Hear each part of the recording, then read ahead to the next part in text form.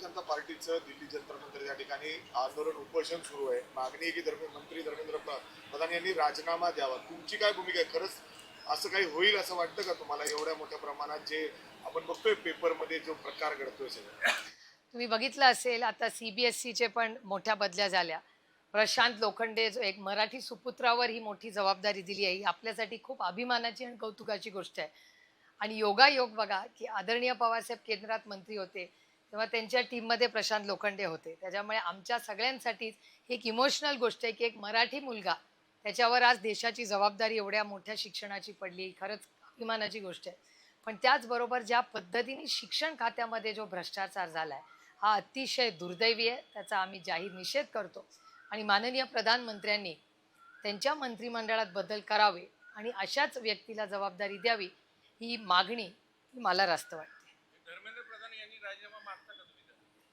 हे बघा मला असं वाटतं एक मॉरॅलिटी ही योगायोगाने ते एक बिल आहे हे ह्याच सरकारने आणलं आहे 130th अमेंडमेंट की एखाद्यावर आरोप झाला आणि 30 दिवसावर त्याला जर जेल झाली तर त्याला प्रधानमंत्र्यांना मुख्यमंत्र्यांना किंवा प्रधानमंत्र्यांना एखाद्या मुख्यमंत्र्यालाही काढून टाकायचा अधिकार त्या बिलात येतो. आणि त्याला या सरकारने कॉन्स्टिट्यूशनल मॉरॅलिटी हा शब्द त्या बिलमध्ये वापरला आहे. मला कॉन्स्टिट्यूशनल मॉरॅलिटीचाच प्रश्न हा आजच्या सत्ताधाऱ्यांना विचारायचा की एवढा मोठा आरोप झालेला असताना कॉन्स्टिट्यूशनल मॉरॅलिटी ही काय फक्त बिलामध्येच राहते का? मग तुम्ही जेव्हा म्हणता कॉन्स्टिट्यूशनल मॉरॅलिटी घ्या मग हीच तुम्हाला लागू होत नाही. मग बिल करताना विरोधकांना आईस करताना इन्कम टॅक्स CBI खोट्या नंतर वॉशिंग मशीनमधून स्वतःकडे घेताना कॉन्स्टिट्यूशनल मॉरॅलिटी येत नाही. ती फक्त विरोधी पक्षालाच येते आणि यांच्याकडे सब कुछ चंगी आहे. हा चंगा मग तुम्ही काही केलं तरी पक्ष काय तुम्हाला पदावरनं काढत नाही. हा जेव्हा एक आत्मविश्वास येतो ना त्याच्यातून समाजाला काय तुम्ही शिकवता? शिक्षण मंत्री देशाचा त्याच्यावर आरोप होतात, मुलांची आयुष्य उद्ध्वस्त होत आहेत आणि त्याच्यावर सरकार काहीच करत नसेल ते अतिशय दुर्दैवी. काही पुष्पेंद्र सिंग नावाचे एक फायनान्शियल एक्सपर्ट आहे, त्यांनी भीती व्यक्त केली काल की इतिहासातला सर्वात मोठा रिअल इस्टेट क्रॅश जो आहे तो येत्या काही महिन्यात काही दिवसांमध्ये पाहायला मिळेल, ज्याच्यामध्ये मुंबई बेंगलोर सारखे जे शहरं आहेत याच्यावर याचा मोठा फटका बसेल. मला असं वाटतं की या सर्कलमध्ये या सगळ्या गोष्टी हे बघा या गोष्टी होत असतात. त्यामुळे झालं तरी आश्चर्य मला वाटणार नाही एकतर कारण की इकॉनॉमिक क्रायसिस तर चाललंच आहे ना. हा डेटाच सांगतो केंद्र सरकारचा महाराष्ट्र सरकारचा. आता मी कालच प्रेसशी बोलत असताना त्यांना सांगितलं की केंद्रातून डेव्होल्युशन फंड येतो. तो फंड आला की तो एक सर्टन 2 गोष्टींनी पैसे कलेक्ट होतात सरकार टॅक्समधून आणि दुसरा एक टॅक्स असतो जो फक्त केंद्र सरकार कलेक्ट करतो. तो आता कसा टॅक्स आहे तर आता एज्युकेशन सेस म्हणतात त्याला, टॅक्स म्हणत नाही. सेस सगळा केंद्र सरकार ठेवतो, तो राज्यांना देत नाही. आज एक काळ असा होता ज्या गोष्टी टॅक्समध्ये होत्या त्या सरकारने सेसमध्ये घेतल्या, म्हणजे सरकारचे सगळ्या राज्य सरकारचे पैसे काढून त्यांनी सेसमध्ये घेतले. आणि आजपर्यंत अनेक वेळा बजेटच्या सेशनमध्ये मी विचारले सेसचे पैसे कुठे जातात? सेस जेवढा कलेक्ट होतो शिक्षणाचा तेवढा शिक्षणावर खर्च होत नाही. मग हे मधले पैसे जातात कुठे? सर्व शिक्षा नावाच्या पैसे महाराष्ट्रात येतात, ते डायव्हर्ट होतात. RTEसाठी पैसे येतात जे सर्व शिक्षणाला जातात. सर्व शिक्षणाचे पैसे लाडकी बहीण योजनेला जातात. लाडकी बहीण योजनेमध्ये 50% महिला कमी करून आता नवीन नियम कायदे जातात.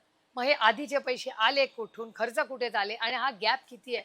मी अनेक वेळा तुम्हाला fiscal deficit management FRBM act बद्दल, म्हणजे तुम्ही आता म्हणाल ताई आली चला बाई परत हिचं FRBM ॲक्ट आलं, पण हा FRBM act is the crux, तो आत्मा आहे त्या बजेटचा. म्हणजे मी जर 100 रुपये कमवते आणि 200 रुपये खर्च केला दिवाळखोरीच निघणार ना माझी. तो बॅलन्स ठेवायला हा ऍक्ट, आणि ऍक्ट कोणी आणला? अटल बिहारी वाजपेयी साहेबांनी आणला आणि तो नंतर आणखीन ताकदवर केला मनमोहन सिंग साहेबांनी.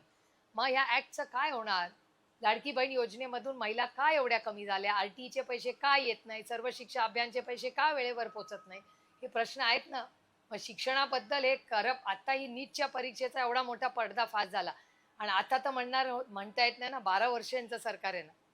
आता तर 70 वर्षाचा हिशोब काढता येत नाही ना. आता 12 वर्षाचा कधी ना कधी हिशोब द्यावा लागेल ना. त्यालाच जोडून असा प्रश्न आहे की राज्यापासून केंद्रापर्यंत ज्या सगळ्या परीक्षा होत आहेत त्यामध्ये विद्यार्थ्यांचं तर स्वाभाविकपणे नुकसान होताना दिसतंय. कुठेतरी शिक्षणामध्ये देखील परिवर्तनाची गरज तुम्हाला वाटत नाही का? आणखी आता एआयचा मुद्दा जेव्हा साहेबांनी विचारला गेला तेव्हा त्यांचं देखील हेच म्हणणं होतं की हेच जर आधी केलं असतं तर कदाचित ती वेळ आली नसती. 17 वर्षाचा मुलगा CBSEच्या इथिकल हॅकिंगमधून सगळी ती सिस्टीम बाहेर आणतो आणि दाखवतो. कुठेतरी ही सगळी सिस्टीम बेसिक एज्युकेशनची सिस्टीम जी आहे तीच कुठेतरी फ्लॉमध्ये अडकली असं वाटत नाही. काय सिरियस नाही आहे हे सरकार. या सिरियस ज्याला इंग्रजीमध्ये जिंगोइझम म्हणतात, ते जिंगोइझममध्ये इतके नशेमध्ये आहेत ना त्याच्यामुळे आज शिक्षणात झालेल्या अडचणी, शेतीमध्ये कांद्याचं आंदोलन तुम्ही बघताय, फेकून देत आहेत कांदा लोक रस्त्यावर, त्यांचे अश्रू पुसायला या सरकारला वेळ आहे का? घोडे बाजार करायला सगळ्या चॅनलवर दिसतात, पण सरकारमधला एकही व्यक्ती, मुख्यमंत्री सोडले, तर कांद्यावर बोलतो का? एक व्यक्ती मला दाखवा. तिन्ही पक्ष आहेत, 3 पक्षाचं सरकार आहे ना, कांद्याबद्दल जावं किंवा कोणीतरी लासलगावला जाऊन हिंमत करून दाखवावी आणि तिथे जाऊन बसावं. का नाही या सरकारला? दिल्लीत बसतात तिकीटं वाटवण्यासाठी, या आता परवाच्या इलेक्शनची. त्याच्यासाठी वेळ सगळ्यांना होता जाऊन भेटायचा. पण शेतकऱ्याला आम्ही आता किती दिवस झाले त्या मीटिंगला, शेतकऱ्यांचे अश्रू पुसले का? का हमी भाव चांगला मिळाला का? सगळा कांदा विकत घेतला? काहीच झालं नाही. त्यामुळे हे जे सरकार आहे अतिशय असंवेदनशील आहे. पक्ष फोडा, घड फोडा. राष्ट्रवादी काँग्रेस फोडली, शिवसेना फोडली, आता TMC सेम मॉडेल. आजच सकाळी मला कुणाचा तरी फोन आला होता की तृणमूल काँग्रेसचा जसं आमचं केलं तसंच पक्ष फोडा, अकाउंट फोडा, सगळं फोड. आता DMK मध्ये अजून काहीतरी गैरसमज चाललेत, AIDMK मध्ये चालेल. मग कुठल्या राज्यामधला विरोधी पक्ष साम दाम दंड भेद, ED CBI इन्कम टॅक्स वापरून पक्ष फोडणे, सगळं संपवणे? काही दिवसांनी राहुलजी म्हणतायत हे खरं होताना दिसणारे. या देशात लोकशाही टिकेल का नाही असा एक मोठा प्रश्नचिन्ह आपल्या सगळ्यांच्या समोर उभं राहिलेला आहे. आणि संविधान खतरे में है हा जे तुम्ही सगळ्यांनी 2024 मध्ये ऐकले, ते खरंच पुन्हा होतंय का काय असं मला हा सगळा डेटा सांगतोय. काही जलसंपदा विभाग करणार, पण मुद्दा असा आहे की राजकारणात आयडिओलॉजीला काहीतरी महत्व असतं. त्या आयडिओलॉजीच्या मुद्द्यावर विरोधी पक्ष आज ज्या मतदारांनी तुम्हाला मतं दिली आणि तुम्ही अशा विधान परिषद ऍडजस्टमेंट करत असाल, मग त्याचं उत्तर काय आहे? विधान परिषदेचा, मतदानाचा आणि ह्या इलेक्शनचा काहीही संबंध नाही. एक तर मी स्वतःच बिल मूव्ह करणार आहे की हे इलेक्शन बंद तरी करा, नाहीतर ओपन वोटिंग करा. हे घोडे बाजार आणि हे असले सगळे उद्योग बंद झाले पाहिजे. हात वर करा, व्हीप काढा आणि त्याच पद्धतीने इलेक्शन झालं पाहिजे. ही माझी भूमिका असेल. काही दिवसात तुम्हाला माझं ते बिल पार्लमेंटमध्ये दिसेल. मी इलेक्शन कमिशनमध्ये जाणार आहे आणि मी या सगळ्या प्रक्रियेवर वेळ पडली तर कोर्टातही जाणार, कारण का हे कुठेतरी थांबलं पाहिजे. या मताची मी कुठल्याही बाजूला असू दे, सत्तेत किंवा विरोधात, या भानगडीच होता कामा नये. निवडून यायचं आहे तर या, आणि तुम्ही कशासाठी निवडून येत आहे ह्याची तर क्लॅरिटी असली पाहिजे. ह्यांच्यापैकी आयडिओलॉजी किती लोकांची क्लिअर आहे? तुम्ही निवडून आल्यानंतर कशासाठी, तुम्ही जरा विचारून बघा ना की तुम्ही पुढच्या तुम्ही निवडून आलाय ना, काय तुमचा 5 पॉईंट प्रोग्राम सांगा, पटकन विचार बघूया. किती लोक तुम्हाला 5 पॉईंट प्रोग्राम सांगू शकतील. त्यामुळे दुर्दैव आहे की ज्या पद्धतीने राजकारणातला हा एक मोठा बदल जो होतोय त्याच्यामधून पॉलिसी मेकिंग हा विषयच राहिला नाही. आम्हीच काही लोक जे पॉलिसीवर बोलत राहतो आणि पॉलिसीवर, हार्डकोर पॉलिसीवर चर्चा, विरोध, चर्चासत्र या राज्यात आणि देशात थांबलेली आहेत. हे दुर्दैव आहे. आम्हाला कुठे चर्चा, आम्हाला पार्लमेंटमध्ये थोडी मिळते. आणि माझं भाग्य की बारामतीकरांनी एवढा म्हणजे बारामती लोकसभा मतदारसंघाने माझ्यावर विश्वास दाखवला. मी 3-4 JPCs वर आहेत, त्या जॉईंट पार्लमेंटरी कमिटीवर खरंच पॉलिसीवर काम करायची संधी आम्हाला मिळते. ते सोडून मला पॉलिसीवर चर्चा, विरोध होताना कुठेच दिसत नाही. हे दुर्दैव. काही जलसंपदा विभागाचं कार्यालय म्हणजे जे सिंचन भवन आहे ते पुण्यातून सोलापूरला एक भाग आणि कोल्हापूरला दुसरा भाग हे शिफ्ट होणार आहेत अशी चर्चा आहे आणि आरोप सुद्धा केलेत. आम आदमी पक्ष असं म्हणतोय की अजितदादा असते तर किमान पालकमंत्री म्हणून त्यांनी ही भूमिका घेतली असती की अत्यंत महत्त्वाचं कार्यालयाचे 2 तुकडे करून कोल्हापूर आणि सोलापूर सारख्या शहरात नेले नसते, कारण कृष्णा खोरा असतील किंवा अनेक खोऱ्यांची जी सेंट्रलाइज पोझिशन जी आहे हे पुणे शहर आहे. तरी हे दोन्ही तुकडे करून बाहेर जाणं हे दुर्दैवी वाटत नाही. नाही, याचं कारण काय? एकतर म्हणजे हे या ऑफिस म्हणजे समजा एखादा बदल करायचा असेल पॉलिसीमध्ये, मी त्याच्या विरोधात नाही, पॉलिसी बदलत राहते, पण हे करायचं कारण काय?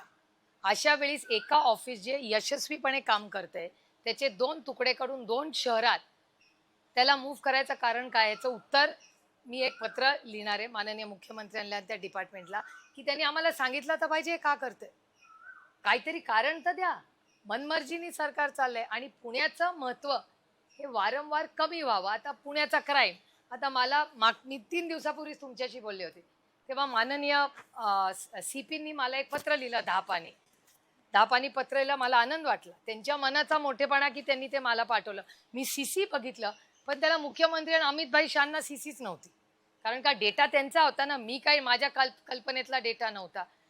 तरी माझी नैतिक जबाबदारी म्हणून मला वाटलं चला, आपल्याला माहिती नाही, आपल्या पुण्याचं नाव खराब होतंय, आपणच अमित भाईंना आणि माननीय मुख्यमंत्र्यांना पत्र पाठवावं. तर मला वाटतं ते तर मी करणारच आहे. असं मी करायला घ्यायला, प्रिय अमित भाई शाह पत्र लिहायला, तेवढ्यातच गोळीबार झाला. आता म्हणलं आता कसं पत्र लिहूया, अमित भाई म्हणतील काय तुला माहिती नाही वाटतं डेटा, आत्ता तुझ्या मतदारसंघात गोळीबार झाला, काय तू म्हणते क्राईम झालं, बरोबर आहे की नाही. म्हणजे क्राईम मीच डिफेंड करत होते जे CPना, की आता ही माहिती आली आहे तर माननीय अमित भाई शाहनाही माहिती असलं पाहिजे, कदाचित त्यांच्या सिस्टममध्ये जरा काहीतरी एखाद्या आकड्याचं चुकीचं झालं असेल. पत्र लिहायला घ्यायला गोळीबार व्हायला एक वेळ झाली. कसं मी पत्र लिहू, माझी इच्छा आहे पण तसं होत नाहीये ना. तुमचे चॅनल्स असतील, माझे सहकारी असतील, काका असतील, अण्णा असतील, ताई असतील, आज ह्या ताई तर मला सारखं सांगतात, बघा त्या तलवारी फिरतात, कोयता रात्री आम्ही लोकांची सेवा करत फिरतो, लोक तलवारी घेऊन फिरतात. म्हणलं अरे एक महिला म्हणून पुण्यामध्ये अनिताताईंना इतक्या वर्षात कधी भीती वाटली का? का आता अनिताताईंना रात्री असं वाटतं की अरे बापरे आपण पुण्यात फिरतोय? अनिताताईंनी 24 तास लोकप्रतिनिधी म्हणून बिंदास फिरलं पाहिजे, पण तशी परिस्थिती नाही ना पुण्यात आज. आणि मग ते म्हणतात कोयता गँगच नाही, म्हणून मी आता एक चिप करते, त्याच्यामध्ये सगळे कोयता गँगचे तुम्ही दाखवता ना, कारण का मी तर काढलेले नाही ते व्हिडिओ, ते चॅनल्सचे आहेत. काही विरोधी पक्ष म्हणून काही क्रिएट नाही केलेलं AI मधून. चॅनलचं नाव, तारीख, वेळ हे सगळं एक नोट करून मी CPना पाठवणार आहे, कारण का त्यांच्या त्या पत्रात आहे की कोयता गँगच नाही आहे या पुण्यामध्ये. हे सगळं थोडंसं काम मला आज दुपारी करायचं. बारामती लोकसभा मतदारसंघ म्हणजे बारामती इंदापूरमध्ये मोठा पाऊस झालाय, गारपीट झाली, शेतीचं पण नुकसान झालं. तुम्ही आढावा घेतलाय का? हो, माझं कलेक्टरांशी बोलणं झालंय, कलेक्टर बाहेर आहेत, ते येतील आता. त्यांच्यावर त्यांनी रोल टाकलेला आहे. युगेंद्रही काल त्या भागात होता, तो येतोय त्या भागामध्ये. माझं भरणे मामांशीही बोलणं झालेलं आहे ऑलरेडी. मी भरणे मामांशीही बोलले, मी बारामतीच्या आमच्या सगळ्या पदाधिकाऱ्यांशी बोलले, कलेक्टरांशी बोलले, आणि पंचनामे लवकरात लवकर कसे करून घेता येईल हे करावे. पण हे एक गोष्ट आपण सगळ्यांनी लक्षात घेतली पाहिजे की आज बघा मुंबईची ही बातमी आली की मुंबईमध्ये पाणी नाही आहे पुढच्या 40 दिवसानंतर. त्याच्यामुळे हा प्रश्न इथपर्यंत सीमित नाही आहे, ही एक केस आहे. मी थोडा विचार करते की माननीय मुख्यमंत्र्यांना विनंती करावी की थोडा व्यापक आणि मोठा विचार करा. आज ह्या सगळ्या बदलामुळे आज तुम्ही बघता 10 जूनपर्यंत पाऊस आला पाहिजे, पावसाचा पत्ताच नाही आज. आणि आता तुम्ही राहुलजींचा नवीन उपक्रम बघितला का, एन्व्हायरमेंट सेफचा, तर तुम्ही बघितलं का नाही, तो फॉर्म भरला का नाही, इकोबारचा लढा. आता झाडं वाचवण्यासाठी आपण सगळ्यांनी ताकदीने लढलं पाहिजे. राजकारण होत राहील, पण जर पाऊसच नाही पडला, काळ्या मातीची इमान राखणारा शेतकरी जगू शकला नाही तर खाणार काय तुम्ही? पाणी नसेल प्यायला तर जगणार कसे आपे? लढाई तो होत राहील, MLC घोडेबाजार चलता रहेगा. पण जर माझ्या शेतकऱ्याला पिकाला मिळालं नाही, त्याला युरिया मिळत नाहीये या महागाईमुळे, त्याला कर्ज बँकेतून मिळत नाहीये, त्याला धरणातून पाणी मिळत नाहीये, खाओगे क्या भैया? घोडेबाजार तर नाही ना, पोट नाही ना भरत. जेव्हा पोटात आग लागते ना तेव्हा अन्नच लागतं. त्याच्यामुळे या महाराष्ट्र सरकारने हे बाकीचे हे सगळे थोडे दिवस उद्योग बंद करावे. माझी हात जोडून महाराष्ट्राच्या माननीय मुख्यमंत्र्यांना विनंती आहे की कधीतरी हे राजकारण फोडणं वगैरे सगळं थोडे दिवस बाजूला ठेवूया आणि महाराष्ट्रात होणारे नैसर्गिक बदल, अन्नधान्याची होणाऱ्या पुढच्या अडचणी, त्यांच्या राशन डिस्ट्रीब्युशनमध्ये होणारा भ्रष्टाचार, ज्याचा आरोप मी नाही केलेला, 4,000 कोटी रुपयाची जी यंत्रणा आहे, ती जी यंत्रणा आहे, जो कोर्टात केस चाललेली आहे, त्याचा निर्णय 22 तारखेला आहे. त्याच्यात असं वर्तमानपत्रात आणि चॅनलनं सांगितलं की 400 कोटी रुपयाचा भ्रष्टाचार त्या पूर्ण डिस्ट्रीब्युशन सिस्टममध्ये आहे. हा आरोप माझा नाही, असं वाचण्यात आणि TV वर आलंय. त्याच्यामुळे या सगळ्या प्रक्रियेची नोंद महाराष्ट्राच्या माननीय मुख्यमंत्र्यांनी घ्यावी. पुण्यात मविया राहणार आहे की नाही? महाविकास आघाडी ही देशात आणि इंडिया अलायन्स देशात आम्ही कटिबद्ध आहोत. थोड्या गोष्टी होतात, एखाद्या जिल्ह्यातला शहरातला एखादा व्यक्ती बोलला तर त्यांनी त्याच्या तो त्यांच्या पक्षाचा अंतर्गत प्रश्न आहे. दूसरे के घर में झांकने का मुझे कोई शौक नहीं. रोहित पवारांनी सांगितलं विश्वासात गेला तुमच्या जुन्या सहकाऱ्यांनी व्हिडिओ नाही, माझ्या जुन्या सहकाऱ्यांनी काय बघितलं हे मी पाहिलेलं नाही. त्यांच्या पक्षाला त्यांनी तो प्रश्न विचारावा. आणि जेव्हा काल मला वेणुगोपालजींचा फोन आला की तुम्ही सगळे नक्की इंडिया अलायन्सच्या मीटिंगला या, राऊत साहेबांची काल काही वेगळ्या कामासाठी बोललं झालं, हर्षवर्धन सपकाळांचं माझं अजून काही एका आंदोलनासाठी 15 तारखेपासून हर्षवर्धन सपकाळजी मी आणि शिवसेना 15 ऑगस्ट पासून राज्याचा दौरा सुरू करतोय. त्यामुळे हे जे काय तुम्ही पुण्यात झालंय मला माहिती आहे, ह्याची मला फारशी माहिती नाही. हा प्रश्न तुम्हाला काँग्रेस पक्षाला विचारावा लागेल. लेटर वॉर नाही, मी त्यांना पत्रच लिहिलेलं नाही. नाही, मी आभार मानले हो, अतिशय प्रांजळपणे आभार मानले. असं काय करता, ते सीपी आहेत या शहराचे, असं काय करता. हो पण काय नाही, मी कशाला त्यांचा वेळ वाया घालू. त्यांनी मला एक पत्र लिहिलं, ते मी माननीय अमितभाई शाह, कारण का नंबर अमितभाईंच्या ऑफिसनी पाठवले ना, तर माझी नैतिक जबाबदारी आहे. एवढी नैतिकता राहिली आहे ना आमच्यामध्ये, त्या नैतिकतेच्या मला वाटलं माझी नैतिक जबाबदारी आहे की अमितभाईंना आणि देवेंद्रजींना आपण कळवलं पाहिजे की बाबा तुमचा डेटा काय तुमच्या सरकारबद्दल सांगतोय. पण सीपींचं वेगळं मत आहे, त्यांची बाजू कोणीतरी मांडली पाहिजे की नाही सरकारकडे, असं कसं. त्याच्यामुळे तो पाठवला आणि तेवढ्यात मी म्हणलं, तेवढ्यात तो खून झाला. त्याच्यामुळे घाबरले ना मी की अरे बापरे, मग ते रागवतील ना मला मुख्यमंत्री आणि अमितभाई शाह की तू काय म्हणते, तू म्हणते क्राईम कमी झाला, क्राईम तर दाखवतोय वाढलाय. असं मी नाही म्हणते, माननीय मुख्यमंत्री आणि देशाचे होम मिनिस्टर. रोहित पवारांनी दोन्ही राष्ट्रवादी एकत्र केलेला आहे. जर दादांच्या राष्ट्रवादीने भाजपची साथ सोडली तर आम्ही एकत्र येऊ शकतो, असं रोहित पवारांचं. आमचा पक्ष अतिशय लोकशाही पद्धतीने चालतो, त्याच्यामुळे लोकशाही पद्धतीने सगळ्यांना आपलं मत मांडण्याचा अधिकार आहे.